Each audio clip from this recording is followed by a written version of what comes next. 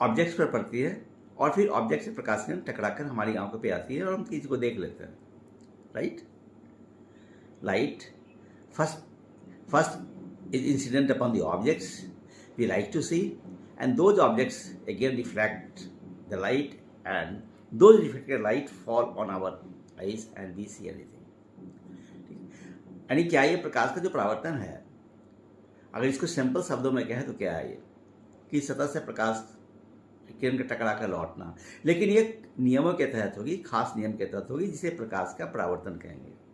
जैसे प्रकाश के परावर्तन के दो नियम हैं, एक है incident ray, reflected ray and normal to the point of incidence all lie in one plane and angle of incidence is equal to angle of reflection. ये दो नियम है जिसके तहत प्रकाश का परावर्तन होता है। ओके, अब क्या है परावर्तन के लिए नेचर ऑफ सरफेस क्या होगा?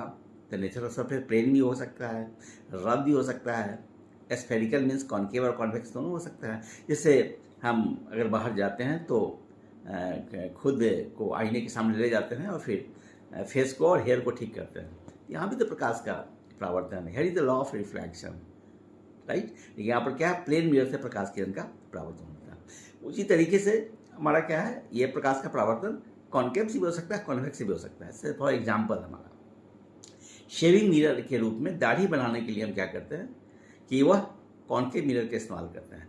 उसका कारण ये होता है कि यदि कॉन्केव मिरर का ध्रुव पोल और उसके फोकस के बीच में किसी वस्तु को रख दिया जाए तो उस वस्तु का सीधा, आभासी और बड़ा प्रतिबिंब बनता है। And this principle is used in shaving.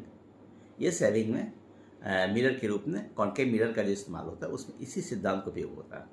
यदि और हम आगे बढ़ते हैं कॉन्केव मिरर के यूज़ के बारे में, तो आप देखते हैं सर्च लाइट में देखते हैं, हेयर लाइट में देखते हैं आप, ठीक है, ये सब। फिर आप जो टेलीस्कोप होता है, रिफ्लेक्टिंग टेलीस्कोप होता है, वहाँ भी कॉन्केव मिरर का इस्तेमाल होता है।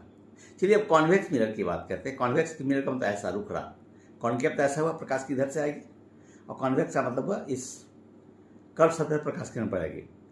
तो अब इसका यूज क्या है, देखेंगे कि कार जो होता है, कार में जो साइड मिरर्स होते हैं, कार में जो साइड मिरर्स रहते हैं जो पीछे के व्यू को देखने के लिए, उसमें हमारा कॉन्वेक्स मिरर का ही इस्तेमाल होता है।